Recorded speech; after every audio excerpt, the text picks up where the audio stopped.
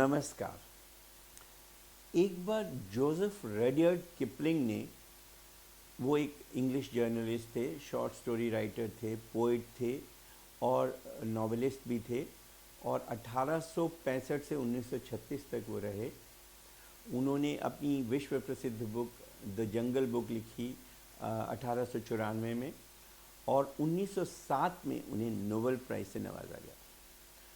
उन्होंने कहा था, और ये बहुत कोट की जाती है उनकी बात, कि ऐसे लगता है जैसे ईश्वर ने महाराजाओं को सिर्फ इसलिए बनाया है ताकि वो मैनकाइंड को, ताकि वो दुनिया को एक भव्य दृश्य दे सकें, एक स्पेक्टिकल दे सकें, जिसमें संगमरमर के महल हों, शेर, चीते, हाथी, और उस सबसे बड़ी बात जवाहरात हों।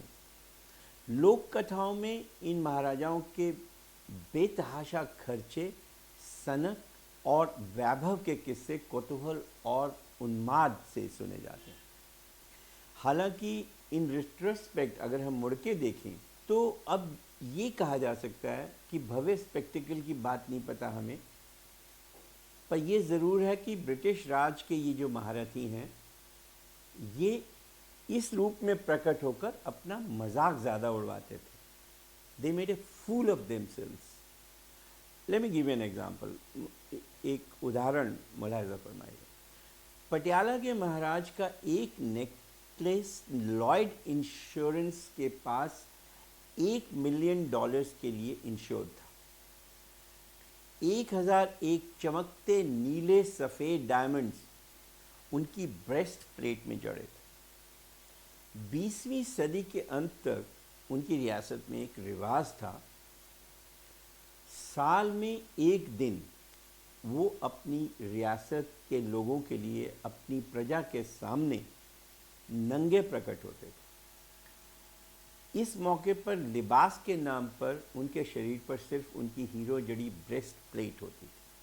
सबसे ना समझ में आने वाली बात यह है कि somehow he could manage an erection। उनका ऑर्गन, उनका लिंग उत्तेजित अवस्था में होता था। इस रीति को भगवान शिवलिंग के रूप में बखाना जाता था। इस स्थिति में जब महाराजा रैंप वॉक स्टाइल से घूम रहे होते थे तो लोग तालियां बजाते थे। वो तालियां दो वजह से बजाते थे, एक तो लिंग के आकार के लिए, और दूसरा उन्हें बताया जाता था कि इसमें से जादुई शक्तियां निकलती हैं जो उनकी सरजमी से बुरी शक्तियों को पूरी तरह मिटा डालेंगी। जोसेफ रडियार्ड किपलिंग ने ठीक लिखा था। ऐसा क्यों करते थे ये लोग?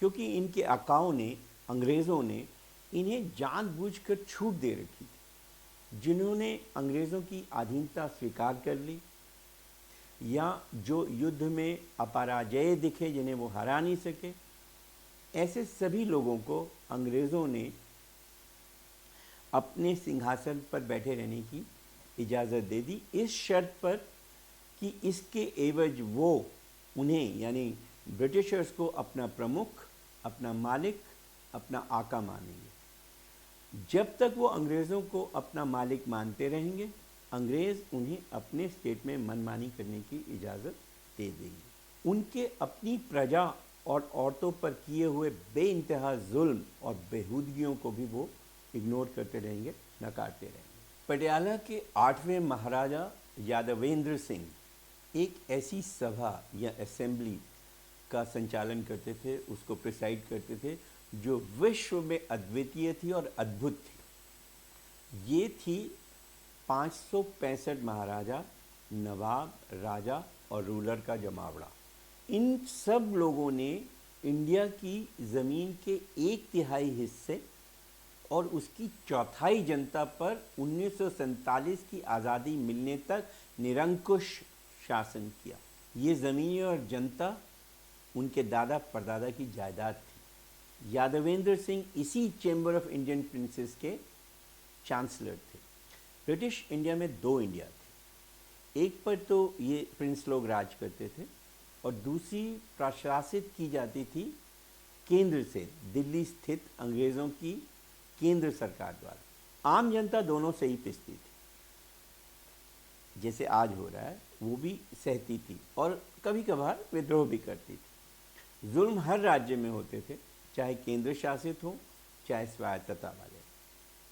लेकिन कुछ ऐसे ऊल जलूल ढंग से चलाए जा रहे राज्य भी थे जिनके रूलर्स के पास दौलत थी, वक्त था और अपनी सेक्स और शिकार की दुष्कल्पनाओं को पूरा करने की भूख थी। राजा महाराजाओं की ये काल दोष युक्त स्थिति तब से थी जब अव्यवस्थित रूप से अंग्रेज़ों ने भारत को अपने कब्ज़े में करना शुरू किया था। आए तो थे ये अंग्रेज़ लोग बिजनेस करने, पर यहाँ आकर देखा कि किसी भी एक राजा की दूसरे राजा से बनती ही नहीं। गोरी चमड़ी की चमक और उनका रौब इंडियन रूलर्स को बहुत इम्प्रेस करता था। हमारे देश में काली चमड़ी की उतनी कदर नहीं। जिस तरफ देखो खंभों दीवारों से चिपके इश्तिहार चीख चीख कर गोरा बनाने की क्रीम लगाने की सलाह दे रहे होते हैं।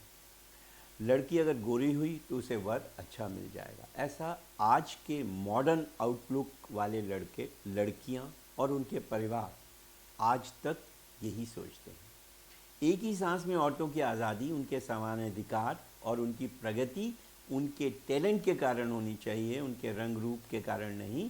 ऐसी सोच रखने वाले लड़के जब अपनी शादी की बात आती है तो सडनली रूढ़िवादी बन जाते हैं। अखबारों के मैट्रिमोनियल कॉलम्स देख लीजिए, लड़की चाहिए पढ़ी लिखी और गोरी, गृह कार्य में दक्ष, तो ऐसे कॉपी पेस्ट करके हर विज्ञापन में जैसे छाप दिया जाता है। गोरी चमड़ी काली के मुकाबले ज़्यादा बुद्धिमान होती है। इस मनस्थिति के आदि काले राजाओं ने अंग्रेज़ व्यापारियों के कान में ये फुसफुसाना शुरू कर दिया कि साहब अगर आप हमारी मदद करेंगे हमारे राइवल राजा को सबड्यू करने में, तो हम आपसे बिजनेस भी करेंगे और आपको इनाम भी देंगे। फिर आगे क्या हुआ, कैसे ये विदेशी ट्रेडर्स की जगह शासन करने लगे, ये कहानी किसी से छुपी नहीं। ये उन्हीं लोगों की कहानी है जो अपनी विलासिता और झूठे घमंड में डूब गए। ऐसे ही जैसे गुंडे लोगों का माफिया या पुलिस वाले दुकानदारों या एनक्रोचर्स को कहें कि हमें बस हफ्ता देते रहो, फिर जो मन माने वो कर। अपने को ईश्वर का अवतार कहने वाले, अपने को दुनिया भर के टाइटल से नवाजने वाले, ये कहने वाले कि उनका प्रभुत्व समस्त ब्रह्मांड में है, अंग्रेज़ों की दया और उनके टुकड़ों पर पलने वाले गुलाम मात्र थे। अंग्रेज़ लोग जैसे अंग्रेज़ एक माफिया थे और उनकी सुरक्षा में ये रेडी ठेले वाले ये लोग भी बादशाह थे। इनके शौक शिकार, खेलकूद, हरम, कारें और महल बाड़ी तक सीमित थे। प्रजा से इन सेल्फ एक्लेम्ड भगवान के अवतारों का कुछ लेना देना नहीं था। इसी प्रजा से ये कर और लगान, इन दोनों के रूप में जो लूट इन्हें मिलती थी, उन रुपयों से ये हीरे जवाहरात खरीदें, ये इनका शौक था। बड़ौदा का महाराजा एक तरीके से सोने और बहुमूल्य मणि माणिक्यों को पूजता था। उसकी कोट ट्यूनिक को सिर्फ एक फैमिली, एक परिवार ही सीता था सोने के धागों से। उस फैमिली के हर व्यक्ति के नाखून बहुत लंबाई तक बढ़ाए जाते थे, फिर उन्हें इस तरह बीच में काटा जाता था जैसे कंघी के दांत हों, और फिर उन्हें इस्तेमाल किया जाता था सोने के धागों से सिलाई करने के लिए। उसके डायमंड्स के हिस्टोरिक कलेक्शन में स्टार ऑफ द साउथ हीरा था, जो दुनिया का 7वां सबसे बड़ा डायमंड है, जिसे नेपोलियन द थर्ड ने यूजीनी को ऑफ़र किया था। यूजीनी जो थी वो नेपोलियन की कंसॉर्ट थी।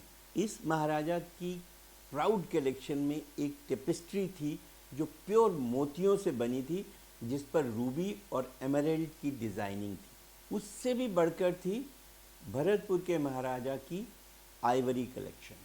हर आइवरी आइटम पर एक सिंगल फैमिली ने वर्षों तक मेहनत की होती थी, तब वो बनता था। कपूरथला के महाराज की पगड़ी में दुनिया का सबसे बड़ा टोपाज था, दमकता था। उसके साथ मैच करते थे 3000 हीरों और मोतियों के झुंड। राजस्थान में जयपुर के महाराजा का खजाना एक पहाड़ी के नीचे दबा है या दबा था। ये बात 1975 में जब इमरजेंसी लागू की गई थी तब बहुत न्यूज़ में आई थी, और फिर राम जाने कौन ले गया उसे ट्रकों में भरकर। उस शानदार अद्भुत खजाने में एक नेकलेस था जिसकी 3 परतदार लड़ियों में रूबी और बड़े बड़े 90 कैरेट्स तक के एमरल्ड्स जड़े थे। हर रूबी का साइज मुर्गी के अंडे के बराबर था या है, वो जहाँ कहीं भी है खजाना।